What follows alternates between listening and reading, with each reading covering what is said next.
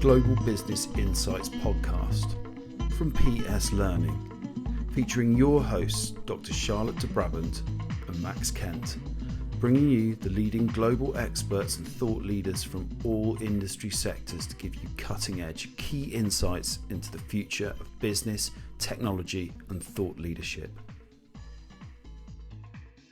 Hey guys, thank you all for joining in to our Global Insight podcast together with my friend Max. Hi Charlotte, great to be here as always. We've got a great show lined up for you today. And I'm so thrilled to be joined today by my dear friend Barbara Pusca from London. She is going to be talking with us today on the future of recruitment, how technology, how AI is going to have some sort of, big game changer for the whole industry recruitment. And Barbara, thank you for taking time, especially out of your very busy schedule, to sit with us today and just give us your insight and your expertise on this field. Maybe just to kick things off, would you like to go ahead and introduce yourself quickly? Thank you, Charlotte. Thank you, Max, for inviting me today. I feel very thrilled to be part of your podcast. So absolutely, I will give you a summary of who I am and also then what my thoughts are on the ever-changing recruitment industry.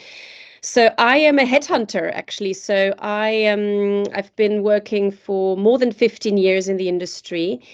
I call myself a headhunter because I operate more at the senior end of recruitment, which is executive search, essentially. So that means recruiting very senior profiles. So we're talking the top C-suite levels, so CEO, CFO, so all the senior management as well as board members, so non-executive directors and chairmen. So this is a very niche area within recruitment, which is slightly different, I would say, to the broader industry, but I have a good knowledge of the broader market too. I am focused on healthcare. Actually, last year I branched out on my own, and so focused on healthcare, all the subsectors within it globally, and I work mainly with private equity investors as well as VC investors, helping them find the right leaders for the companies they invest in. So I go out, so they give me a brief typically on what sort of role they're trying to fill. And then I map the market accordingly. So I have a list of companies that I map. So the list of companies where the person could come from. So it's typically quite sector specific. If it's a CEO with a CFO, slightly more sector agnostic, but it's a very targeted and structured approach. Whereas with recruitment, you often have the job boards and it's more of a mass market model, or of course, LinkedIn is a platform we all know. So a lot of recruitment is done through that. Whereas I don't use LinkedIn that often. It's actually just a tool to augment my search, but my search is actually quite traditional. So you have it's Excel market mapping and identifying the right person, as well as sourcing in the market. So that's a bit about me. Thank you so much, and especially you highlighting this very traditional approach. I'm really curious, just what you have to say in terms of what are actually the biggest challenges which the recruitment industry is facing at the moment today. There are a lot of challenges, I would say, especially in this current climate. So it's very difficult to attract the right candidates for a role. So no matter if you are in recruitment or headhunting, good candidates are usually not actively looking for a role. So the headhunting approach could work where you would actively reach out to them and run a role by them and discuss. When you have job boards and you post your role online, then also you get hundreds of applications, and very rarely you get applications which are very suitable. So you have to sift through all of them, through a lot of them to get to the answer. And then once you are talking to the right candidates, how do you keep them engaged? How do you make the role very attractive to them? So this is another challenge. So it has to be career developing, enhancing. The compensation has to be right. And then how do you hire fast? So first of all, it's the sourcing of candidates, but then once you have them in play, how do you then close a process efficiently? I guess also you want the candidates to have a good experience, which is often very challenging when you have mass recruitment, you have job boards where candidates apply and they might not hear back from the respective employers, and then it's a bad experience for the candidate. Equally in headhunting, some headhunters are just lazy to communicate the process to candidates, and then it can be a very frustrating experience. Also, another challenge is recruiting fairly. So we have a lot of talk about diversity and inclusion, and how do you not exclude certain candidates. But the challenge here is that, especially my clients, they give me a very prescriptive profile. So they tell me, this is the type of person we're looking for. And there it's very difficult to bring in somebody who maybe hasn't done what the client is looking for, and bring in like a left field candidate, I like to call them. So it's very tricky. But that left field candidate might well be a female or somebody from a diverse background, a bit more interesting, certainly has the potential to succeed in the role, but might not have done it before. So there's often the challenge there, that clients have unexpected or have expectations which are unrealistic when hiring candidates. So these are just a few examples, I would say. Fantastic. Thanks, Barbara. That's brilliant. And really interesting to hear that when you're working at C-level, it's still quite a manual, traditional process to find people. Now, as you know, we talk a lot about technology and the future of different technologies and how that will change those roles in the future. How do you see technology changing the recruitment process in the near future, really, around certainly recruitment in general, and then more in the specialist areas you work? So the areas where I work in executive search, it's mainly around, so technology can help around the process, so making it more efficient. So for instance, I use a CRM, so it's a database where I load the candidates into, and then I can easily manage the process. So this is a software, it's cloud-based, and I then classify candidates according to different stages they are at. So are they in the pipeline? Have I spoken to them? Shortlisted? So you have different stages, and then you add your notes to the system, you add the CV. So it's becoming a lot more efficient, or time efficient, let's say, because previously you would have these long reports of candidate profiles which you would write manually. CVs would be formatted according to the brand of the headhunter, which was all very clunky and took a lot of time. Now this can all be automated by having like a profile from LinkedIn be parsed into the platform, and all the roles will be populated into the system. So I'm using a platform like that. So you've got companies like Invenias, like FileFinder, Ezekia is the one I'm using. So they're all very similar. I've struggled to find the difference between them. Some are a bit more user-friendly than others, but there it's really more the back-end side, where technology can help. When it comes to recruitment, there are some clever platforms, especially startups use them, and larger corporates, to also manage the process, but it's more of an integrator of job boards. So there's a company called Workable, for instance, and Workable pulls all the applications from a LinkedIn, from various university job boards. So it plugs into all of them and then has all the applications in one place. And then again, you process manage on there. You can rate candidates, you can add your notes. And also you can ask candidates to record a video of themselves, which I find quite interesting, which will not work in my part of the market, but it does in recruitment, where you say in 3 minutes, these are types of questions I want answered. So instead of taking your time to interview them, you would give them a few questions up front and get the candidates to record themselves in a video. So clever things like that. And giving them a time limit, which is always good, So usually, sometimes you can get stuck in a candidate interview which lasts for a long time, and then you waste your time if it's the wrong candidate. So a number of different things. So job boards, obviously very efficient because you can source a lot of candidates in a short amount of time. LinkedIn, for instance, you post a role and then somebody just has to click, I want to apply for this role without having to fill in any long application forms.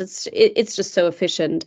But the downside of it is that you get a lot of applications and the employer needs to sift through them, and it's very hard to find the right candidate in this way. Wow, what a great answer. And you've definitely touched upon also some examples of technology and how it's already been used in recruitment. So thank you so much.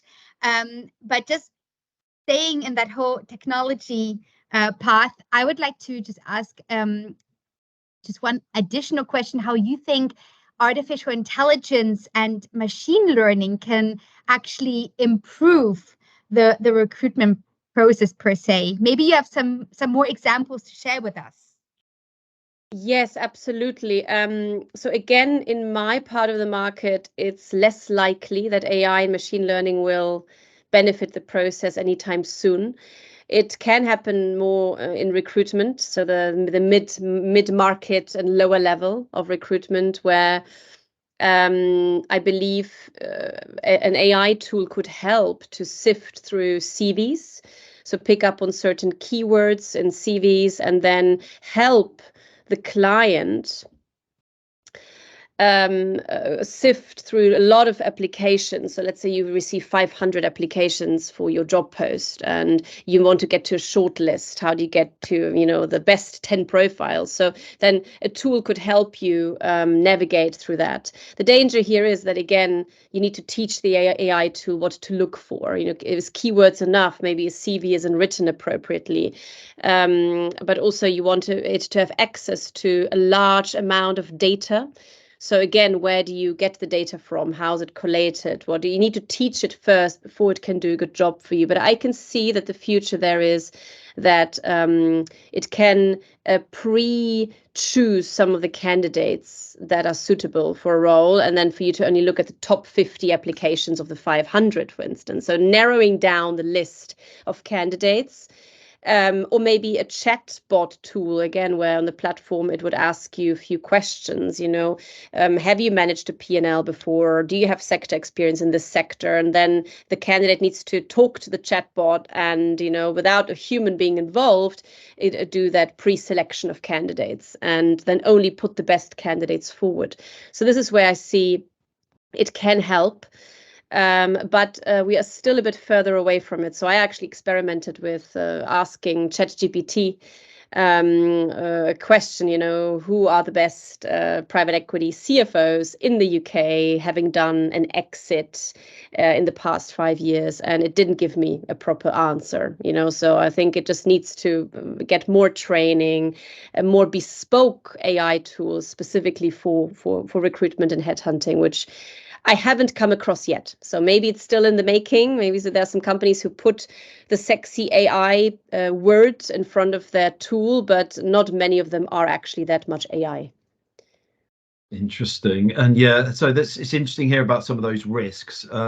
Some of the things I was thinking about as you're speaking there is clearly you've got that kind of higher level experience where, as you say, your roles and looking at that side of the market is less likely to be replaced. But at some stage, there'll be the people in the mid-market job roles looking to probably enhance their careers and come up to the sort of level that you're at and hopefully go into those roles. But at that point, AI may have already replaced them. So what do you see as those sort of future risks to the improvement of the market and how people can work through their recruitment careers? I think that the risk here is that, if technology is taking over too much in the recruitment world, that there will be a lack of personal touch. So, the lack of actually human evaluating if somebody is a good fit or not. Because beyond somebody's CV, there's a lot more that comes into play. It's the cultural fit with the organization. It's the, how somebody, like the energy levels, how do you assess that? And typically, in my job, I have to meet everybody face to face before I propose them to the client. So I think that will be quite challenging to to bring in the human touch somehow, and then not make it too impersonal. And some of the nuances might not be picked up on just from a profile that you see online, or by not meeting somebody in person. So it's then more, it becomes a lot more transactional, rather relationship driven, and recruitment should all be about relationship driven, because you're hiring a person for your company, right? So it's to increase the value of it, and to work with other people. So it's a people industry, and that's here's the danger, that if technology takes over, that some of the nuances cannot be picked up on. So that's what I would say are some of the potential risks and drawbacks. Thank you, Barbara. And now you touched upon the whole social media platform, how that is being used, jobs, search engines. And I loved when you talked about ChatGPT, using chatbots, and soon to be Bard by Google. Let's see what will come there. But since you just mentioned it is a people's industry, right? Maybe we can just stay on that wording for the next question, and maybe we can discuss a little bit the impact of remote working on recruitment, because ironically it is a people's industry. So you are working remotely though all the time, especially in the new normal, and maybe you could just discuss a little bit how technology can actually help address this potential situation. Of course. So I'm a big fan of remote working, and I'm glad that COVID was speeding up the process. And I think absolutely what it does, first of all, is it saves you time. So previously I had to meet every candidate in person to interview them, and I had to travel to the location and arrange a time to meet. Now it is just all via Zoom or Google Meets or Teams. So it definitely saves the headhunter time. So the travel time is now lost. Or gone. I don't have to do that anymore, so I can find more candidates, because that's always a challenge in any recruitment process, to have enough of a pipeline of very suitable candidates. So it saves you time, and it's very efficient, because you can get a good sense of somebody over Zoom. Of course, you can't see them fully, like you can't see all of their body language and all the nuances, but a lot of the checking on quality of a candidate I'm covering through references.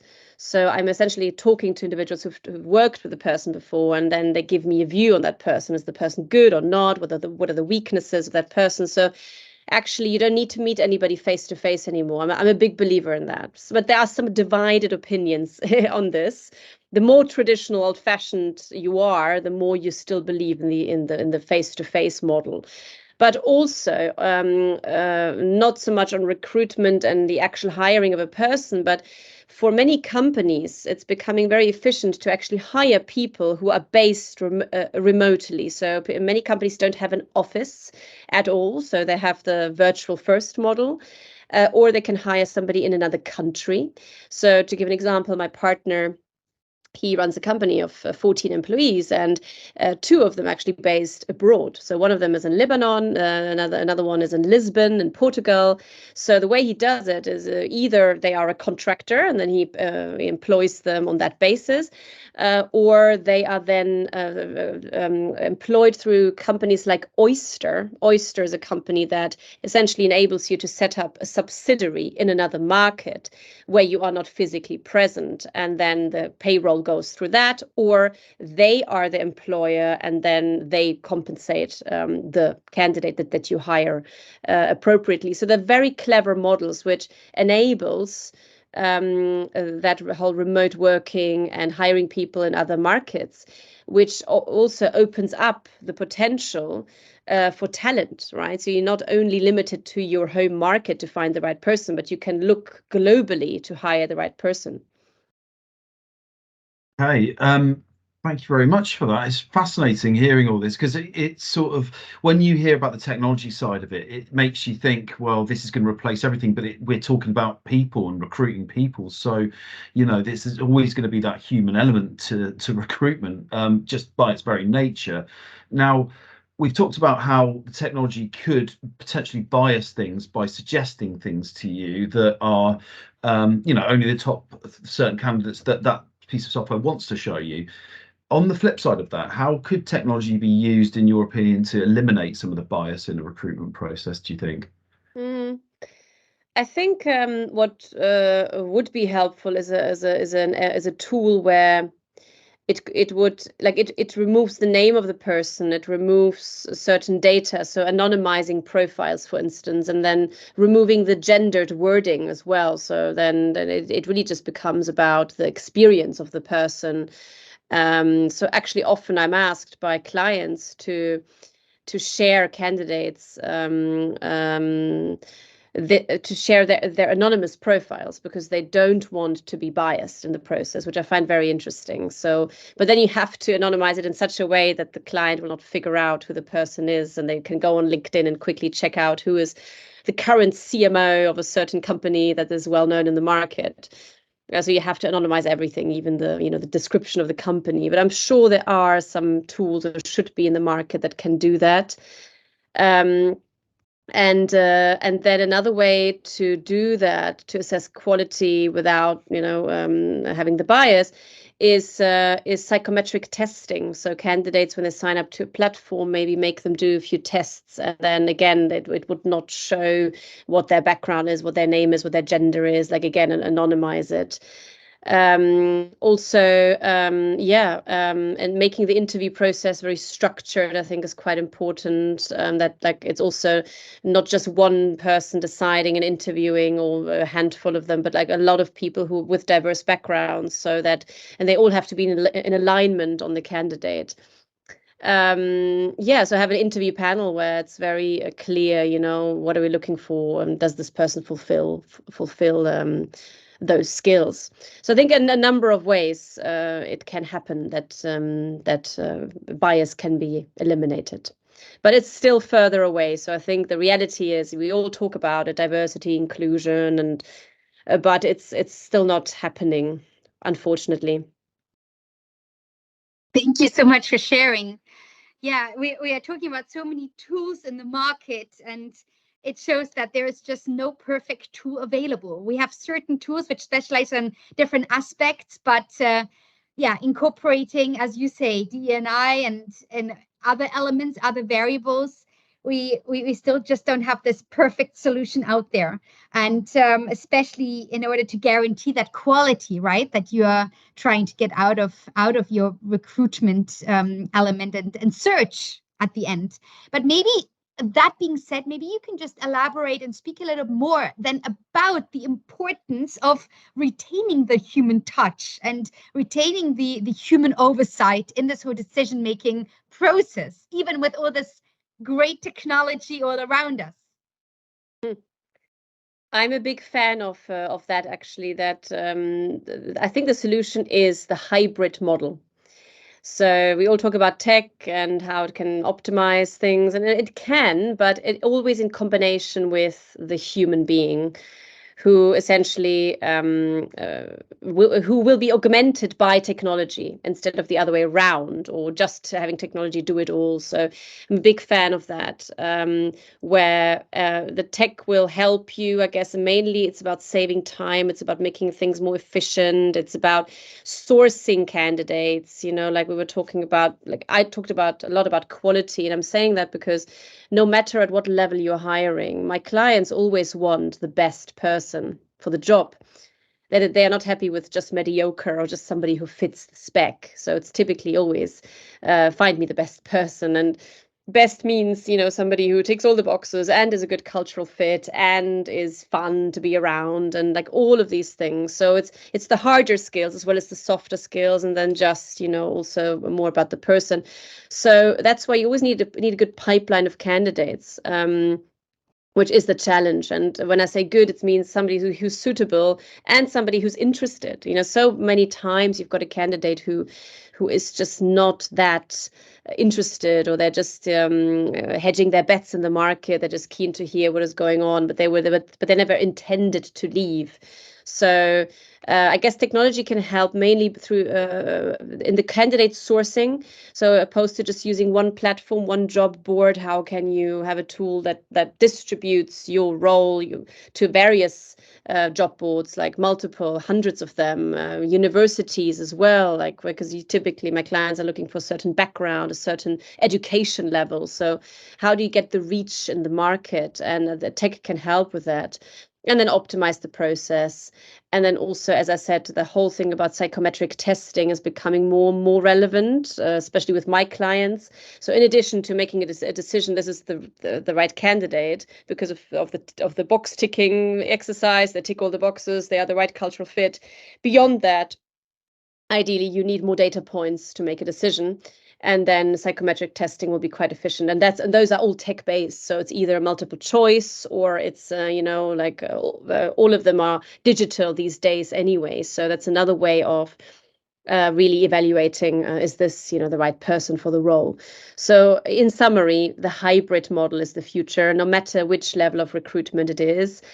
I think that the lower level, mid-level is definitely more advanced when it comes to tech. They're using it more, whereas the executive search world is still very much in a very old-fashioned time, operating in a very traditional way, which should change really, especially the commercial model that recruitment has. Not sure how familiar you are with that and the audience is, but it's typically a headhunter or recruiter charges a percentage of the compensation of the candidate. It's either a percentage or it's a fixed fee, which is roughly based on the percentage. So that can vary from anything starting at 10% to 33% in executive search.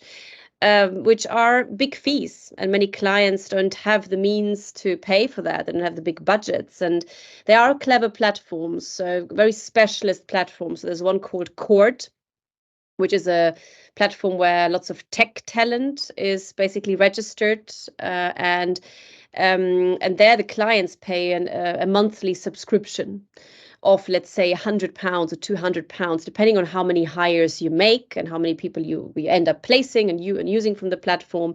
So all that percentage of compensation is removed, and a lot of startups in the UK are using that and like it a lot. But it's very niche. It's only tech roles, so it's software developers, it's data scientists. It's very, very bespoke on that type of profile, and then you are charged a subscription fee. So even business models are changing, which are more the sort of software as a service SaaS model in recruitment, which doesn't exist in headhunting yet.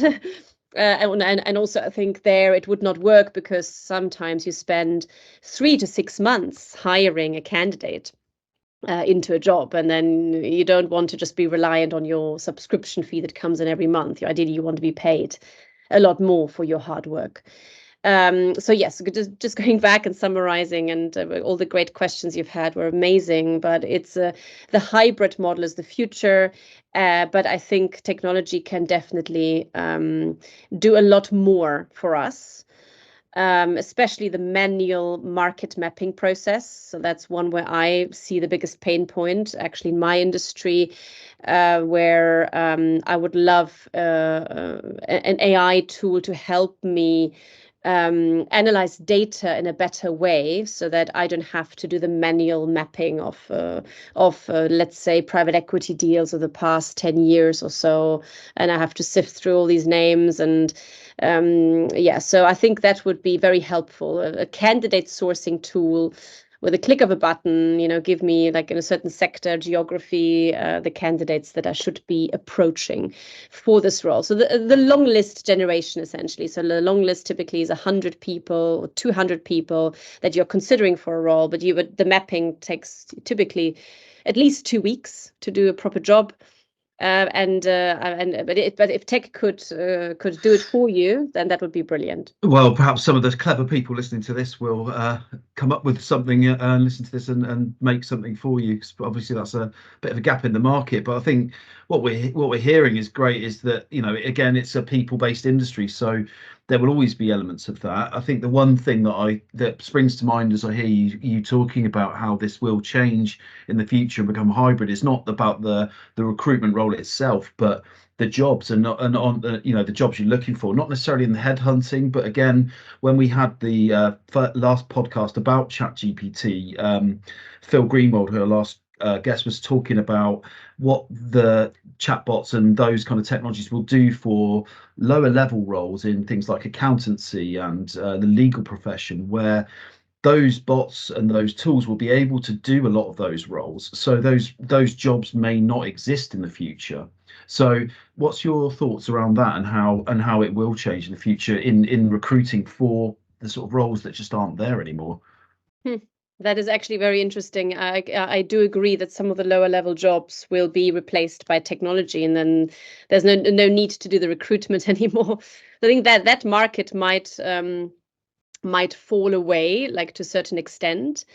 But then the market will then be more focused on the more senior end, I guess. It'll move up. It'll move up in the ranks and seniority, because as soon as you've got a role where it's not the mundane tasks that just need doing and can be replaced by technology, as soon as you need to hire somebody who's a manager of people, or a more complex role that cannot be replaced by tech, you still need to hire them, right? So then the focus will be more on that.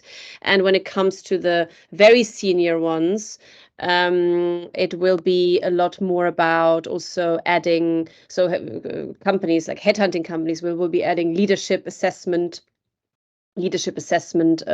propositions, because search is becoming more of a commodity as well, even at the top end, where it's much easier even for clients to just go online, go on LinkedIn and search for the candidates themselves. Like, it's a bit more time consuming, but they would rather do that instead of paying a 50,000 fee. So that's where I think I see it going. So less recruitment, maybe on the more junior end, mundane tasks type jobs, but then moving up, and then in headhunting, it's all becoming more of a consulting proposition, something that will have to be done by a human being, which cannot be technology based. Barbara, what powerful words at the end. And thank you so much for your thought leadership and for your time today. Your contribution was very, very valuable. And I cannot wait to hear all the great feedback from our listeners today after they listen to everything you had to say. Thank you to all Absolutely. the listeners, especially also for joining in, for your time. Thank you. It was so a great much. pleasure. Thank you very much, Barbara. Thank you. Fantastic. No, thanks both. Very interesting chat. Have a good day. Have a good day. The Global Business Insights podcast from PS Learning.